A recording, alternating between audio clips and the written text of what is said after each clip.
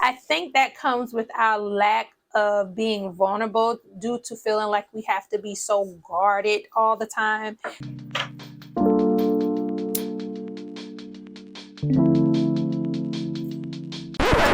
That even when we see another Black woman being vulnerable, it's like we immediately become guarded.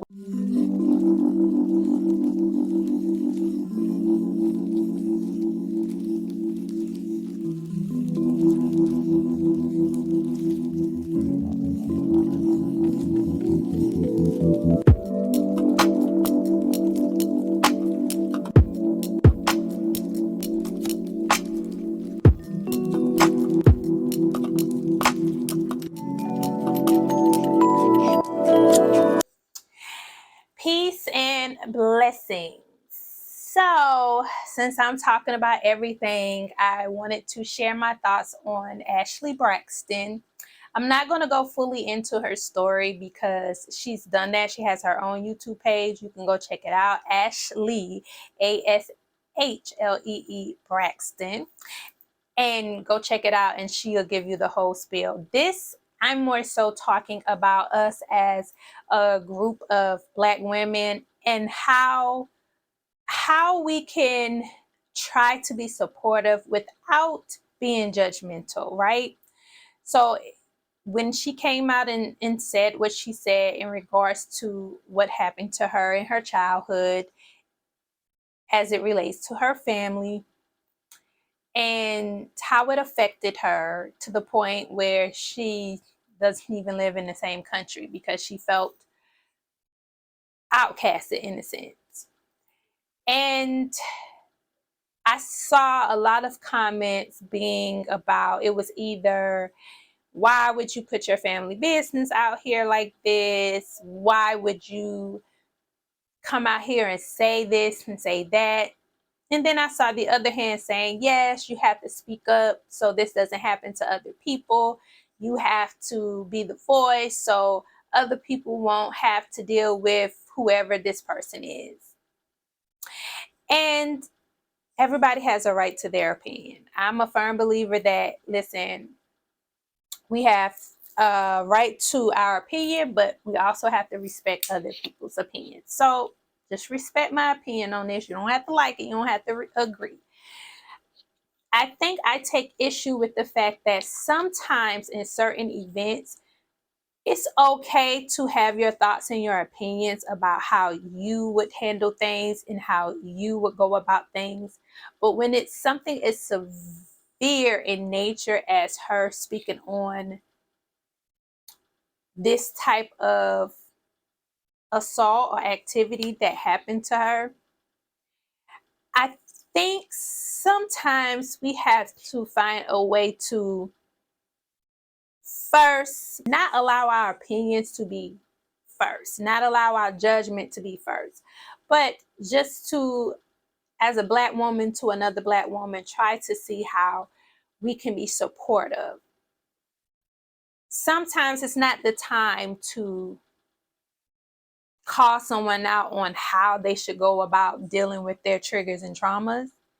And sometimes it's not about you putting such a heavy burden on that person to feel like she has to do this for the sake of humanity and all mankind, especially someone who's going to therapy, is now in a place where she wants to find some closure, find some healing, and now you're being told you have to do this to heal the world.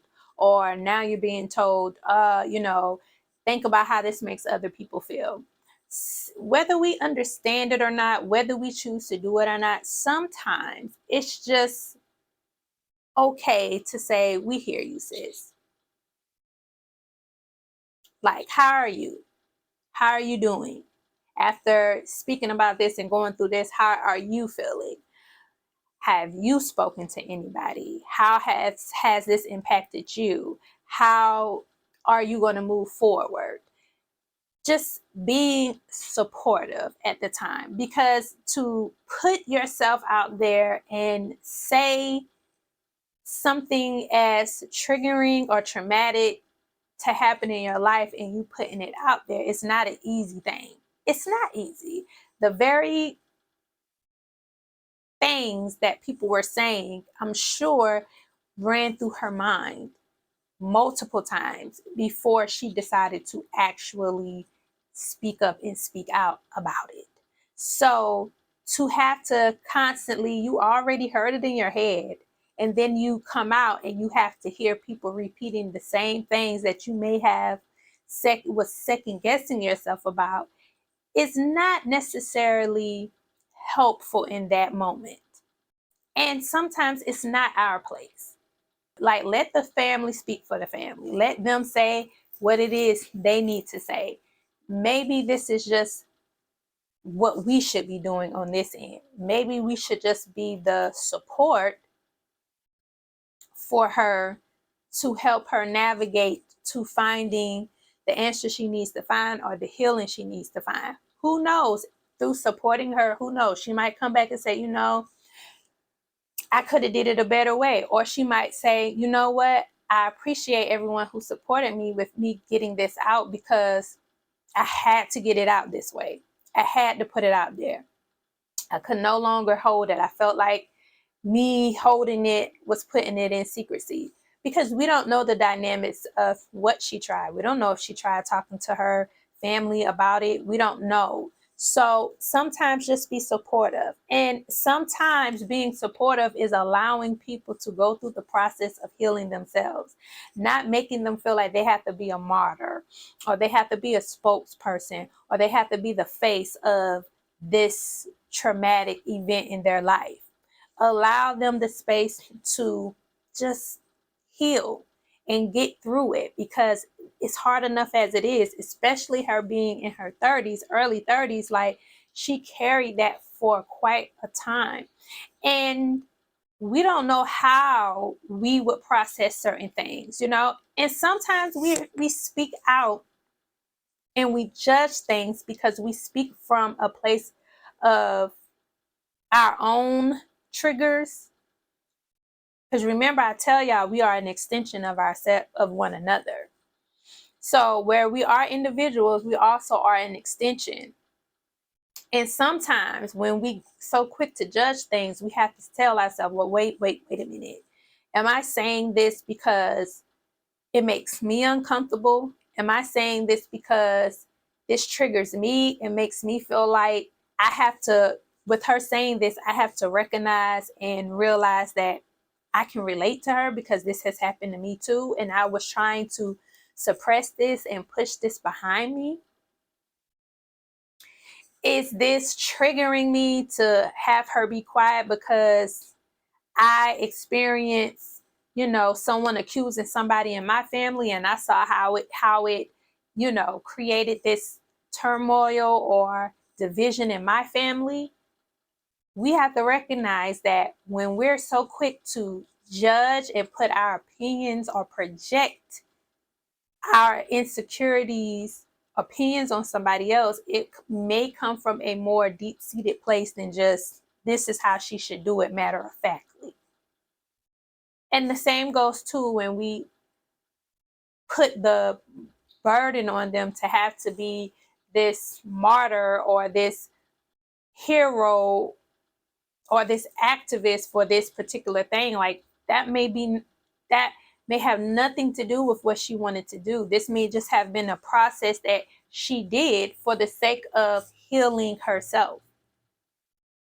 This may never been for the intentions of her to actually speak out and do this for a broader scope. That might not be her, and we don't know the pressure of putting that on her. So just be there. And those who do that, maybe you're speaking from a place too where you wanted somebody to speak up for you, or you felt that you couldn't speak up for somebody else. Maybe you were too young. Maybe you wasn't close enough. Regardless of what it is, we have to understand that everybody's different. And maybe you just being supportive and saying, hey, how are you handling this? How are you dealing with this? Are you okay? And just nurturing and loving one another as Black women. sometimes that's all that's needed in the moment. It's kind of like if a loved one or somebody you knew got in a bad accident and they were in your car and they got in a bad accident and it was their fault. Wasn't paying attention, ran the light, wasn't paying attention, turned, hit someone, whatever the case may be. When you get that call and hear like, oh, it's been a bad accident, when you go there to see your loved one, you're not saying, oh my gosh, you wrecked my car. You did this. Why? What did you do? How did this happen? Why wasn't you being smarter? Why wasn't you paying attention? Why wasn't you all the above? Right? And it's like, that's not what you're thinking. You first want to know, and the first thing that's on your mind is, are they okay? You take the time to make sure they're okay. You take the time to make sure they're mentally, physically, emotionally okay. And in that moment, that's all you're concerned about.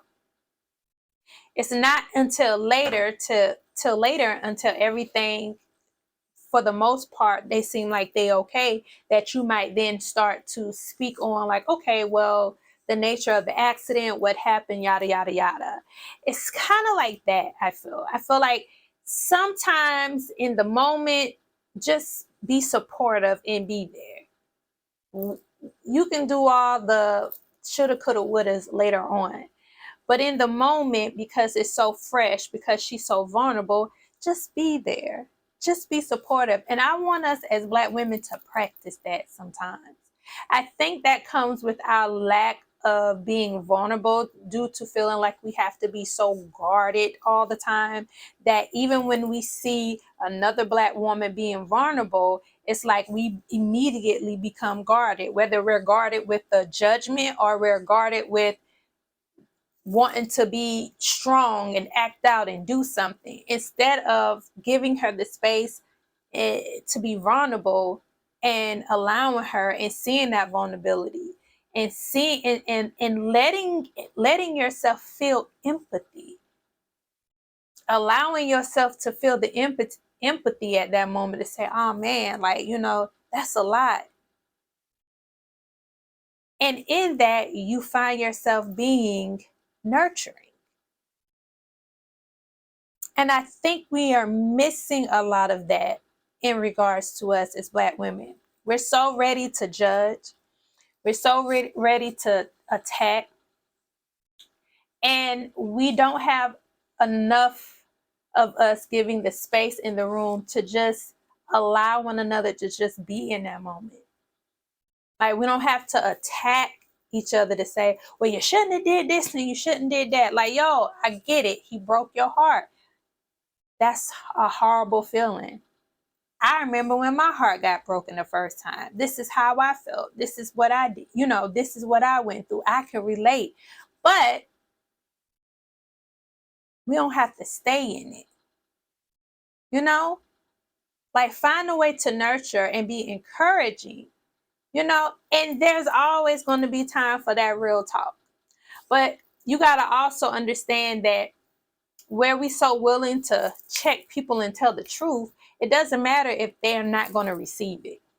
And a lot of times you can't receive what you need to receive from someone when you're not in that state of mind, where you're not being emotionally centered, when you are like in the moment just trying to process everything. You're not going to be as receptive. You're going through pain and you hurt, and man broke your heart. You're not going to want to hear your mother or anyone for that matter say, well, I told you so. I told you he wasn't no good. I told you he was this. I told you he was that. Like, there's times of holding each other accountable, because I'm all for accountability. There's time for accountability, but there's also time to just nurture and let be. It's also time to just love and pour into her in that moment, not attack her for her poor decisions. And sometimes when we can fill each other up with that love and that nurturing, then it gives the space for our sisters to be more receptive and open to us holding them accountable and telling them the hard truth. Feel me? That's basically what I wanted to add to this whole Ashlee Braxton. Everybody got the tea, but I just wanted us to not be so judgmental till we dehumanize her, or be so proactive that we dehumanize her. And I say this for any of us. Like, when we see things with one another, tragic things, triggering things, traumatic things, like, I want us to take a second first and just be aware and cognitive of the fact that this is still a human being. This is still a person. We all make mistakes. We're not perfect. And just be able to have an empathetic moment in that moment to love on and give the love that's needed. Be able to do that. Even if it's things we want to comment, like, be supportive, show the love and care and in their feelings. Now, maybe later on you want to go in their DMs and say, hey, listen, I understand how that made you feel, this, that, and the third. However, I do going towards the future, because I feel like you are amazing, you're beautiful, you're wonderful, you deserve better. I would just love to see you focus more on yourself, pour more into you. Yep, yada yada. Now, it's not to say they will take heed to it or not, but it's just this, but you just never know. You see what I'm saying? You never know. I always go with the saying that Iyanla says. She says, the behavior diminishes the message. And I feel like that's where we are as Black women right now. We could be saying something that's really factual and truthful, but it's the way we say it and the way we come off. Sometimes people can say things to you and it's like, it's the truth. But if it's not coming from a sincere place, if it's not coming from a place that you care, like, you really telling me this because you really want the best for me, it's more so of, oh, you just trying to judge me. You trying to find that thing that you could try to hold over my head, and you can try to kick me while I'm down, or you could try to, speak on my character or make me feel less than. And I just want us to kind of stop that. I don't want us to do that. We're not going to agree with everything. We're not going to have the same takes on everything. We are different. We are Black women collectively, but we are still individuals. We come from different backgrounds, different upbringings, childhoods, different courses of life. So it's evident that we are not going to think the same and agree with everything, but it's just the way that we do things sometimes. And I just want us to be aware of that. And I want us to have more regard with one another, of knowing how to nurture one another. And maybe it starts with how we deal with ourselves. Maybe when we make bad choices or bad decisions, or I'd rather say poor choices and poor decisions, maybe it starts with us not being so hard on ourselves. Yes, recognize the mistake, recognize the lesson in the mistake, but don't define yourself based off of that poor decision, that poor choice, and that mistake. That's all I have to say. If y'all want to add anything in the comment, make sure you comment below. Also, make sure you subscribe. And if you got to this point, you might as well like the video. Okay, like and subscribe and hit that notification bell when I come with some new topics to discuss as it pertains to us as Black women and Black womanhood. And also you can check out bellaminded.com too. And whenever I upload a new Her Mind is Beautiful episode, right now, episode 6 is out, talking about the 7 female archetypes. I think it's pretty interesting. Y'all might want to check that out. And if you check it out, I'll let you know how you could take a female archetype quiz so you can find out what female archetype you are. Trust me, it's helpful in building bonds and relationships, okay? I love y'all. Peace and blessings.